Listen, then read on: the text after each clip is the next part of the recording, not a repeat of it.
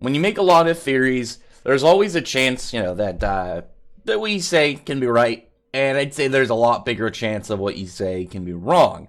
But at least this time, it looks like a couple of my theories in this chapter have been proven. Well, at least directed that they're gonna come true, and not just like one, multiple, which I'm pretty stoked about. Obviously, the small ones near the end, like the question of the Black Bulls vice captain, it was either I think that it wasn't a vice captain, or the vice captain was off, probably like a spy doing some like secret missions, and that's seemingly what we got. And on top of that, their magic though is something that I didn't expect. I didn't expect it to be seemingly shadow magic, which is going to be really cool because we know with Yami, dark magic is really super rare, obviously with the, being an arcane, and this guy, having like a direct kind of subordinate style too, when you have darkness and then shadow. I think that's just really cool. I think the only one that I can think of off the top of my head that kind of has a similar setup is you have Charlotte and Soul. Obviously Charlotte having the bramble magic, the briar magic with her roses and thorns, and then you have Soul's earth magic, and obviously you got the earth and whatnot where plants and stuff grow. You know what I mean? Where it kind of feels like their powers go together. Whereas you have like you got William and, well, former captain or former vice captain Langris. It's spatial magic; those don't fit. And then even with Wind, I don't really think that fits much. But I don't know. I think it was really cool. I like that they have a kind of synergy kind of feel to them. Where if you are playing, some form of like video game and you fought the vice captain, oh, this guy's powers are probably some form of hint of whatever the main boss will be. But I think that's how I remember like a lot of like Zelda bosses. The mid bosses always had kind of like a very lower level of kind of like hint at where you're going to be fighting with the big ones. But at least I can remember. I don't know. I haven't played all the Zelda games, but you know what I mean. Anyway, after that point, we have Asta. Like at the very beginning of the chapter, Asta is still on the ground, just beaten so bad. He's just been in this little crater for like 3 chapters now, just passed out. But he's coming back to. He has like wording, and I just hears the anti-magic devil in his head. He seems pissed. He's like, I'm gonna kill you. I'm not gonna let you get away with this. He seems pretty angry. And I'm wondering, like, to what extent is what pissed him off? Is it just that he beat up Asta, that he won the fight? Maybe the fact that they referred to him as, like, a peasant-like demon, maybe that pissed him off. There's still, like, obviously questions about the anti-magic devil and what is his mystery.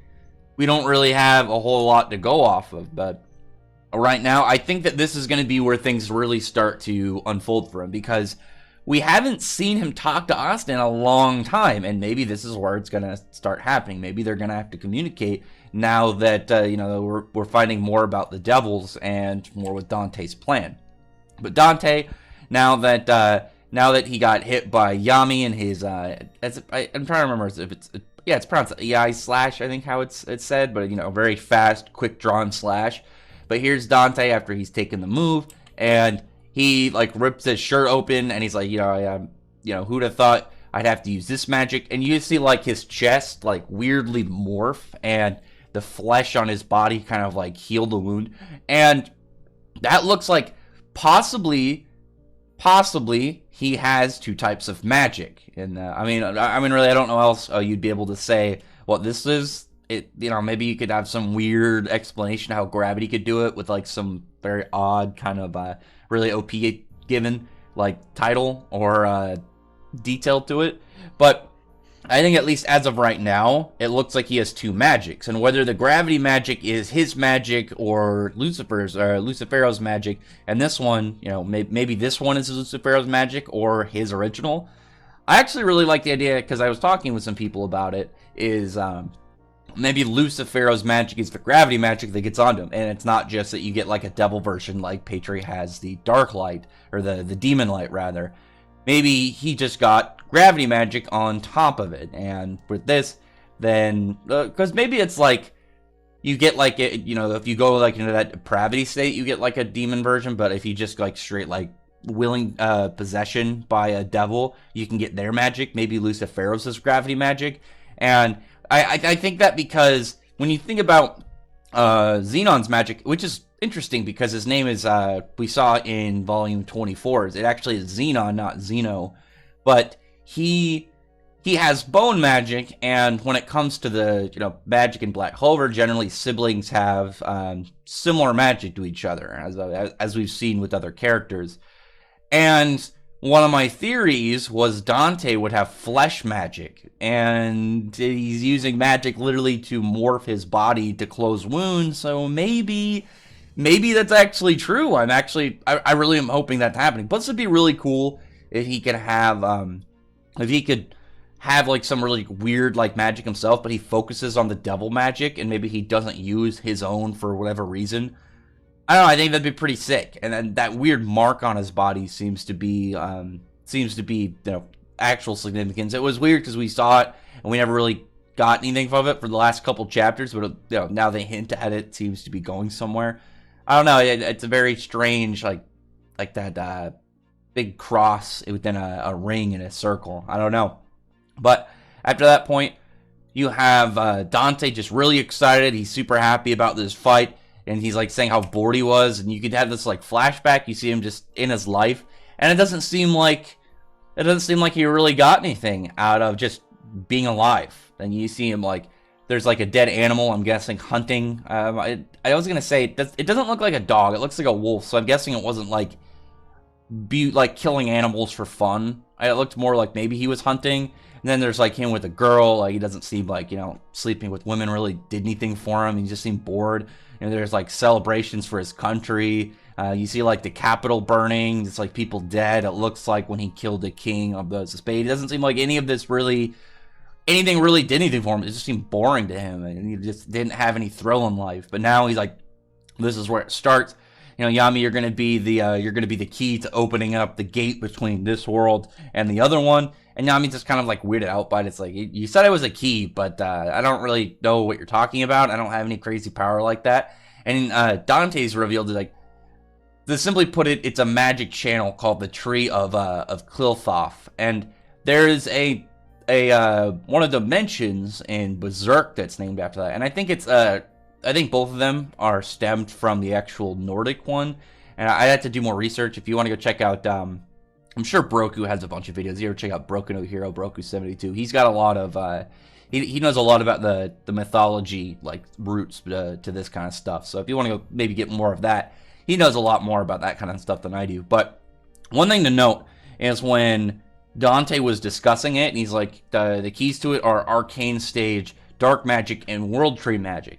And that means that they had... The thing about that makes me really interested is it seems to insinuate that the magics were the key. And it's not like, oh yeah, you guys are just the key. It's like, no, you're magics. And I'm guessing if there's a key to it, then I would come to the assumption that these magics existed before Yami and Dante were alive. And it makes me think maybe Arcane Stage, maybe like there's a number of Arcane Stages, and it's like who they spawn in. And I kind of think of it maybe kind of like devil fruits in One Piece. Like there's a specific number of devil fruits, and there's like books on like the numbers on them. So if you knew, hey, this guy has this fruit, these are going to be his powers, maybe, and whatever kind of key things. Like Law's fruit can like grant immortality if they do like whatever it is, the ultimate surgery or whatever, and die. Something kind of like that with the Arcane Stages. Like maybe Arcane Stage, it's like, oh yeah, this Arcane Stage exists somewhere. We just got to find out who has it.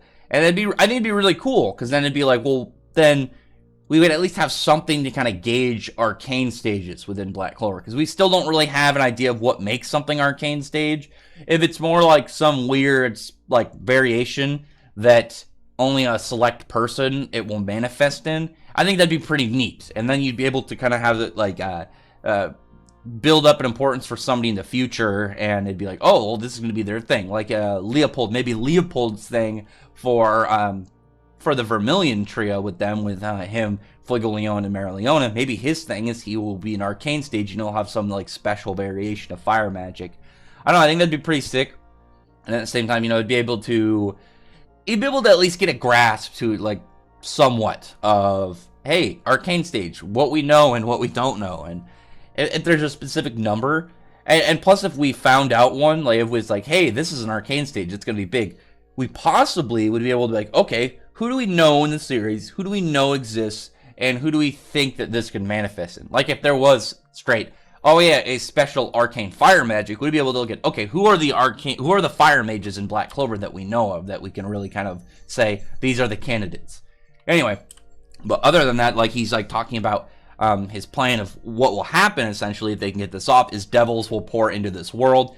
He's essentially trying to open a gate so they don't need to do like this possession. They don't need all these steps. It's just a straight entryway that they can all pour in. He wants to bring in more devils, which is another theory of mine. I was expecting that it wasn't just, oh yeah, he has his devil and they want to conquer other kingdoms. I saw that they were, they seemed to be talking to somebody. It seemed to be very, I guessed it would be a little bit more kind of like, what am I trying to say? A little bit more big picture than just like Zagrid, who he just seemed to want to like be powerful and get out with his body and then rule. And I was expecting with, when you have 3 devils and 3 really powerful characters like the Zograta siblings, that they were going to have a much larger scale plan and, bring in a lot more devils. Seemed to be the case. I was expecting like maybe they wanted arcane stages to use them as hosts, but it looks like maybe the arcane stages, they were just trying to like sort out like, we need to find arcane stages, but these are the ones specifically amongst them that we need to locate. And there's going to be a lot of hype coming up. We're going to be figuring out a lot of crazy stuff. Maybe find out all the other big devils. And the thing with the tree of Clover is that it has a specific number of devils involved, and that means that we can kind of gauge the devil hierarchy finally, because we know there was a hierarchy, we didn't know how much. And I think like looking at this, like not this, because I don't have the picture as my panel this week, but if you look at the tree, like the one that Dante showed, I believe that Lucifero is he's one of like the root, like the ones near the roots, and then we have to, the one at the very top is going to be the biggest devil of them all. So that's going to be pretty crazy. We've got a lot of big stuff coming up in Black Clover. This is going to be a pretty massive arc. And I still suspect that at the end of this, they're not going to fully win. I see them defeating the Spade Kingdom and Dante and all them. But I can fully see it like they win the battle, they lose the war, and maybe like the portal opens and the devils come in. And then the big arc after that, like probably what I would imagine is like the massive like meat, the massive pinnacle of what happens in Black Clover will be the like devils pouring in, and then it just becomes an apocalyptic world, kind of like in Berserk in the Dark Age when all the craziness started to really kind of pour into the world, and then Fantasia, but maybe kind of combine those where it's really the world changes, but in a much darker kind of scenario with all these devils showing up. And maybe the creatures from the other world too, like that one that Zagrid summoned. But after that point, we see this guy. He's in Dante's, he's in his office, he's in his study, and one of the dudes, one of the Dark Disciples, goes in. He's like, "What are you doing?" He gets ready to use a spell, and literally just disappears. The guy just vanishes. And this is the panel actually that I got confused off when I first saw it, because I didn't, when I was looking at it, I thought he was coming from behind him for some reason instead of, below him. So I thought like that was opening was like his mouth, and I was like, what is he? Is he gonna eat him? But obviously it's an overhead view, so you're looking at him from his head with his hood on. But he just grabs this dude by the ankles, drags him into the shadows, and then silently goes back to what he was doing. And then you see on his grimoire holder that he's got a Black Bulls emblem. So this guy, at least from what we can assume, is the last member of the Black Bulls, and he has the shoes for it. If you go look at that part when they're talking about with Henry, and you saw all the feet of the characters in the Black Bulls, this is the guy, this is the shoe that is of the member we didn't know. This is the last member, I assume, of the Black Bulls, and will be their vice captain. And I know I talked about earlier it having like that interesting synergy with shadow magic and darkness magic, and that's under the assumption this is the vice captain. But I feel like a process of elimination, this is going to be the vice captain, but who knows?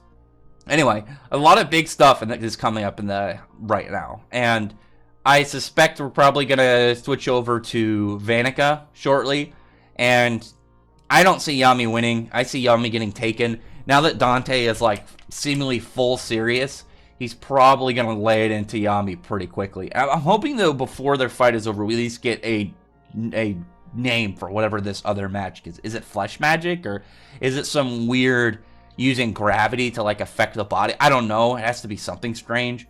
Either way, it's good. It's gonna be good stuff. This is definitely a really hype chapter. I think the biggest thing about this chapter is just there's a lot of content. Like in the last chapter was, action. We've gotten stuff to kind of like look at, like, okay, Berserk Asta. We got hints at like other stuff with like Dante's magic and whatnot, and the key to opening this other realm. But this chapter just had a lot of stuff between like Asta's devil getting active. He seems pretty pissed. We have the whole the tree of Kilthoth. We have his plan to bring in other devils. We have his backstory and this weird kind of want to have all these darker emotions and malice. And he's finally getting serious. The Black Bull's vice captain. We got a little hints at other dark disciples. There's a lot going on that we can really look at coming up in the next couple chapters, and really just be hyped for. These like heavy information ones are always just fun, because that's where a lot of speculations, a lot of theories can come out of. Other than that, comment below. Tell me your thoughts about this chapter and what you thought. Thoughts are what's coming up. What are you most excited for to come up? Personally, for me, the thing that I'm most excited for with the next couple chapters is just getting the name of whatever this other magic that Dante uses. Just seeing what exactly it's called is a lot of hype for me, because I am very curious. And the fact that if it ends up being flesh magic, that might mean that my theory with Vanica being a blood mage could come true. And if Vanica, if you have Xenon bone magic, Dante flesh magic, and you have Vanica blood magic or something along those lines, then maybe them combined, could create some like giant monster, and their magic combined will create like a body for like the big end devil. Maybe they create like some 50-foot tall super creature. But anyway, other than that, comment below, thumbs up the video, but from the like button and subscribe button, and check out my other videos. But other than that, appreciate everyone who's already subscribed, and thank you all for listening. Bye.